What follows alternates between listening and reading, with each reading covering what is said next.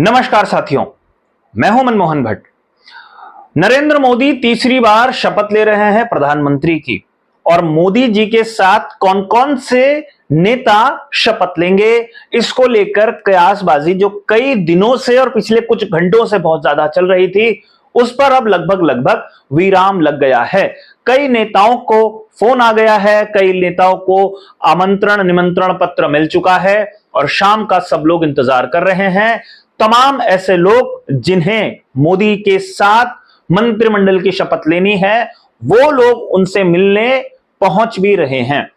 अब बात करते हैं उत्तराखंड की कि उत्तराखंड से वो नेता कौन है जिसे मोदी मंत्रिमंडल में जगह मिलने जा रही है।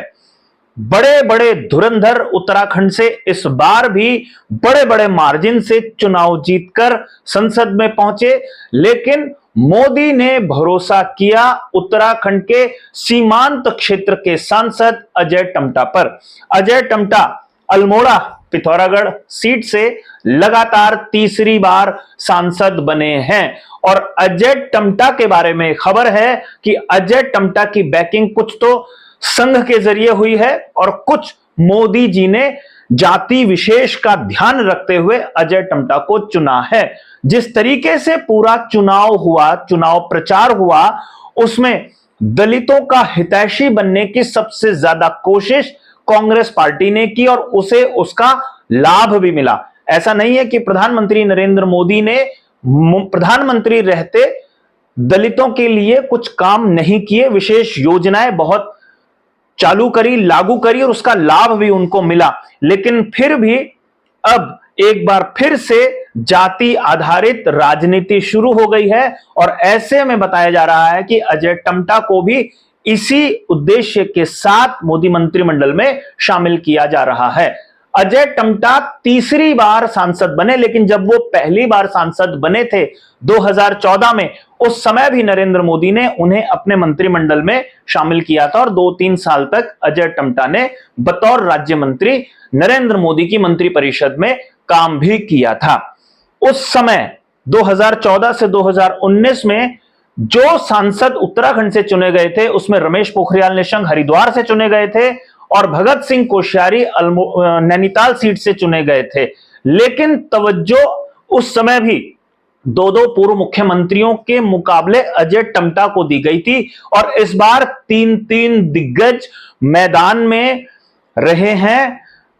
माफ कीजिए, 2014 में तो खंडूड़ी साहब भी चुनाव जीते थे पौड़ी गढ़वाल से, यानी 3 पूर्व मुख्यमंत्रियों के ऊपर अजय टम्टा को महत्वपूर्ण तवज्जो दी गई थी। और इस बार भी अनिल बलूनी जो केंद्र में बीजेपी के बड़े नेता हैं, अजय भट्ट जो राज्य मंत्री की हैसियत से अभी तक काम कर रहे थे और पूर्व मुख्यमंत्री त्रिवेंद्र सिंह रावत जो हरिद्वार से चुनाव जीते हैं, इन तीनों के ऊपर अजय टम्टा को तवज्जो दी गई है।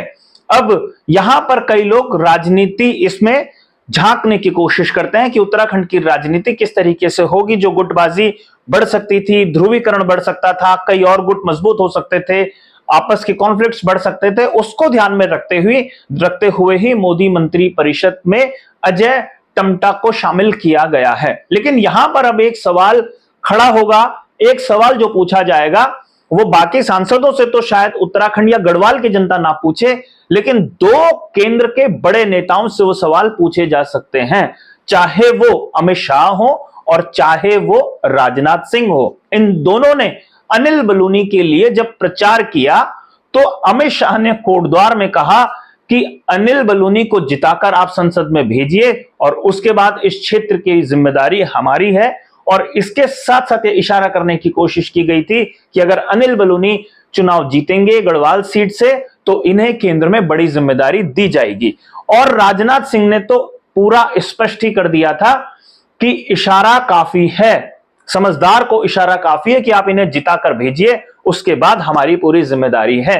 तो अब जनता यह पूछेगी कि अमित शाह और राजनाथ सिंह के वादों का या उनकी गारंटी का क्या होगा। वैसे चुनाव के दौरान किए गए कई वादे टूट जाते हैं, उन वादों पर खुद ही अमल करने से नेता पीछे हो जाते हैं और जनता भी बहुत ज्यादा भरोसा नहीं करती है। लेकिन फिर भी यह सवाल तो पूछा ही जाएगा जब अगली बार कोई प्रचार करने के लिए बड़ा नेता आएगा कि इस बार के वादे का क्या हुआ था। और अब यह देखना काफी महत्वपूर्ण होगा कि जिस तरीके से नरेंद्र मोदी का भरोसा जीतने में अजय टम्टा कामयाब हुए हैं, वो मंत्री रहते अपना क्या प्रभाव छोड़ पाएंगे।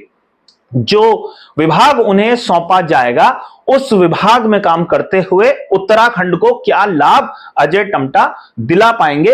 और जिस तरीके से अभी तक बड़े बड़े नाम, बड़े बड़े महकमे लेकर काम किया करते थे, जिस तरीके से युवाओं को पिक किया जा रहा है, अजय टम्टा भी उनमें से एक हैं। उनकी किस तरीके की रणनीति होगी, किस तरीके की कार्यशैली होगी और उसका लाभ उत्तराखंड को क्या मिल पाएगा। और यह देखना भी काफी महत्वपूर्ण होगा कि दिल्ली में अजय टम्टा और उत्तराखंड में, देहरादून में पुष्कर सिंह धामी, इन दोनों के बीच की जुगलबंदी क्या होगी। कुछ लोग इस तरीके का आकलन भी करते हैं कि जब पूरा चुनाव हो रहा था, चुनाव प्रचार हो रहा था, उससे काफी पहले ही अल्मोड़ा पिथौरागढ़ सीट पर पुष्कर सिंह धामी का खास तौर पर ध्यान था, क्योंकि अजय टम्टा के बारे में बात करने के लिए कम लोग होते थे और उनको उस समय पुष्कर सिंह धामी ने बैक किया था। तो अब यह देखना काफी महत्वपूर्ण होगा कि दोनों युवाओं के बीच की केमिस्ट्री क्या होगी और केंद्र में जो भी विभाग संभालेंगे अजय टम्टा, उसका उत्तराखंड में क्या फायदा होगा।